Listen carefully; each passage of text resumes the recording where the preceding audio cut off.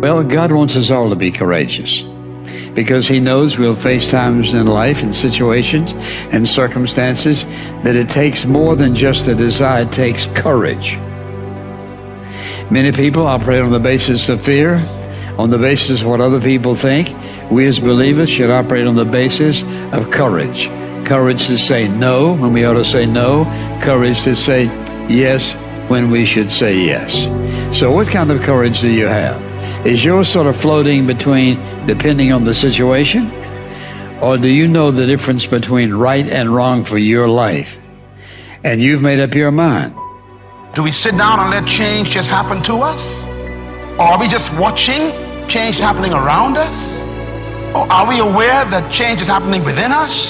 Or are we going to be those proactive people who make sure that we affect what happens to us? Change also produces 4 types of people. They are in this room. First of all, there are people who watch things happen. Not all change is improvement. You used to weigh 128, and now you changed. And for some of you, that's not an improvement. You lost your wardrobe. You lost your ability to climb up steps fast. You even lost the quality of health that you had. Change doesn't mean improvement all the time. But the problem is, without change, there can be no improvement. So you have to decide what to do with change. Change will happen, and if you are not careful, it could be destructive. So you have to determine, what kind of change do I want in my life? And I want you as a young person, as a mother and a father, as a business person, to think about your company even, or your family, or your educational pursuit. What kind of classes do you want to take in college this year? What kind of grades do you want? What kind of relationships you want to have in your life? Who do you want to drop and who do you want to pick up in your relationships? What kind of people do you want to associate with? Where do you want to travel that you've never been? What are the books you need to read you never read before? The changes come with choices. So what kind of person are you? Drive. That's this puppy right here. This is what you want. This is your prefrontal cortex. Drive is the mode where you're in charge of your thoughts, okay? It's where you are fully awake, you are present, and you are driving your thoughts and actions. When you're doing that, your prefrontal cortex is active. The prefrontal cortex is the part of the brain that you need in order to learn new behavior, in order to do something difficult, in order to do something uncertain, in order to do strategic thinking. So I'm going to give you an example. So I'm a righty. If I were to try to write with my left hand, Lewis is going to torture me and tie my hand behind my back and make me do this, I could do it. It would look like I was writing with my foot. And if Lewis came up to me and said, "Hey, Mel, you want some bulletproof coffee?" I'd be like, "Lewis, I'm trying to concentrate. I can't do this." My prefrontal cortex would be el fuego, because it is firing on all cylinders to communicate to my hand new behavior. So the thing that's cool about that is that you can use a simple trick. The moment you feel yourself hesitate, the moment you've got one of those moments where you know that you need to, this is that moment that Lewis talks to you about where you got to step outside of your comfort zone and you've got to lean into your passion and you've got to really take some risks and you got to feel the fear and you got to do it anyway. That's the moment where you just woke up and now you got a decision to make. Are you going to drift back into the habits, or are you going to awaken your prefrontal cortex and drive forward and focus and do something new? I am a strong believer that we quit. Because why? How does a 297-pound cockroach guy who quit on everything is now considered one of the baddest men on the planet? How is that possible? It means I had to change one thing, my mindset. So there's no way in hell that was in, but that guy was in me. Well, that guy came down here and said, "Hey, guess what, man? You're a fat ass, but I'm gonna now make you a badass. I'm gonna miracle this to be a badass." No, it was in me. I had to believe and make that belief work. And through hard work, I did that. And if you understand the mind, it does what you tell it. That's its job. And if you tell it better stuff, you have an amazing life. And if you tell it mediocre stuff, you have a mediocre life. I want you to think about this goal that you want. I want you to envision it and see it in your mind's eye. And every day say to yourself that it's possible.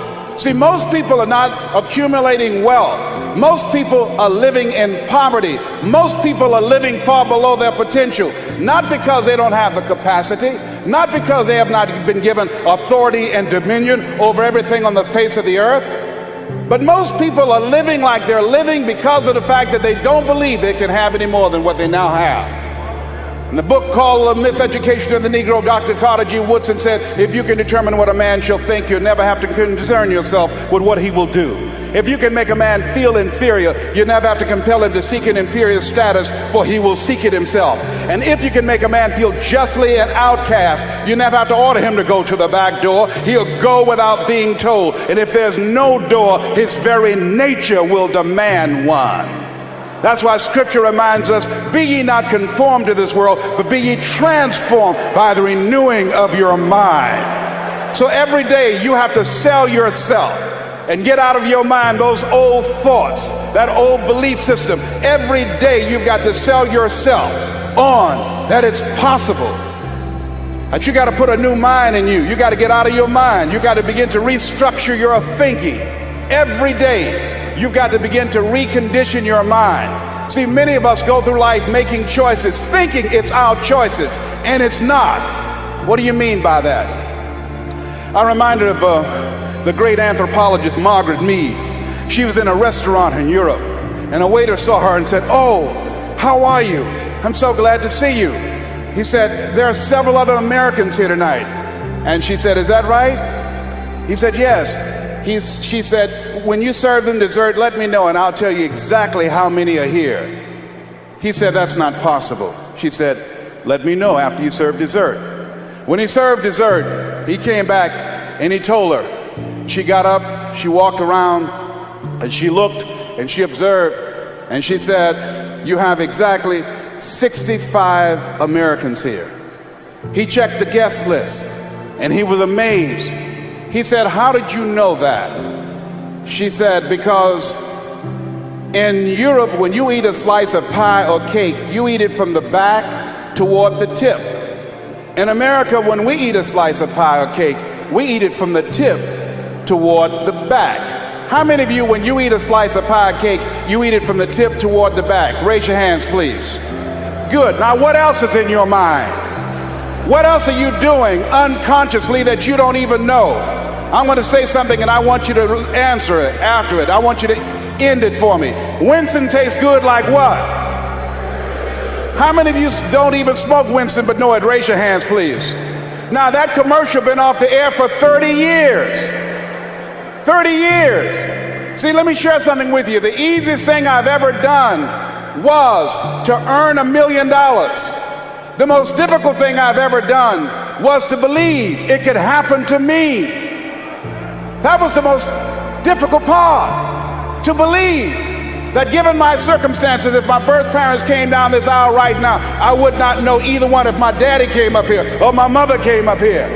Given the fact that I was born in an abandoned building on a floor, being labeled educable, mentally retarded, not having any college training, I used to feel all my life that people who had college degrees were more intelligent than me.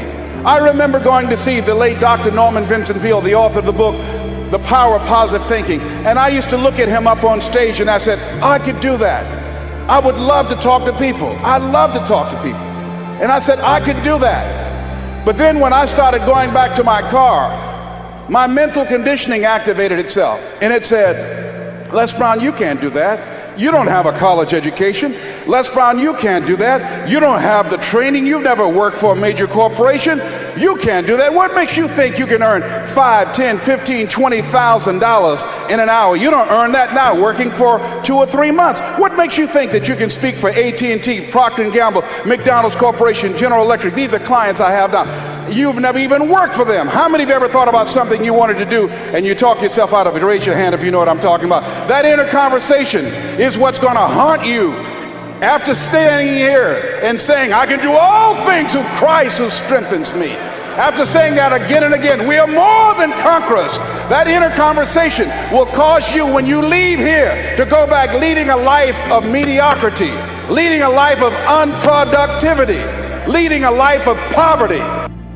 You said something in there that It's really interesting, but I don't understand quite what you mean by it. So you said you have to make sure that the language is not only compelling, but absolutely up to date. What do you mean up to date? Well, I'll give you an example. I worked with somebody who was morbidly obese, and he had a story. You know, when I was a baby, I was only 2 pounds. I nearly died. My parents had to feed me every hour, wake me up, and if I threw up the food, my mum would cry.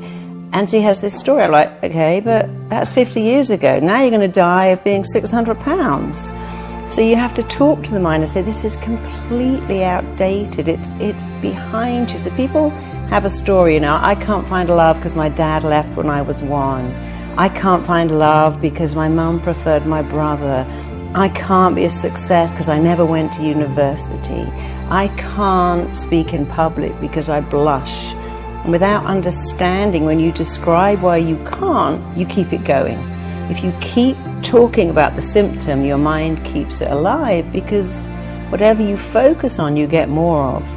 And so a lot of people have language that's completely irrelevant. Like, yes, I know your dad left when you was 1. I know your mother put you up into foster care and didn't love you, but that's then. This is now. And so they have outdated stories, outdated language. I can't do that because the classic one I held up, oh my God, my boyfriend just ripped out my heart, stamped all over it, killed me, and if I find love again, it will kill me. I'm like, darling, he got bored, and you would have got bored too if you'd stuck around. And that was your starter relationship. Go and find a better one with someone amazing. Everything he loved in you, you didn't take it home with him, it's still there. So don't use that irrelevant, I found love and it killed me when it ended. So I found love, the wrong person, but I'm going to find it again with the right person. It's going to be amazing and compelling. He's going to fall in love with my soul. We're going to be together forever. Because you've got to turn your mind on, and it loves exciting words, dramatic words. Really loves words that make a picture. So if I said to you, you can be the most phenomenal, powerful, awesome, incredible speaker. When you speak on stage, everyone stops to listen. You could hear a pin drop. They look at you.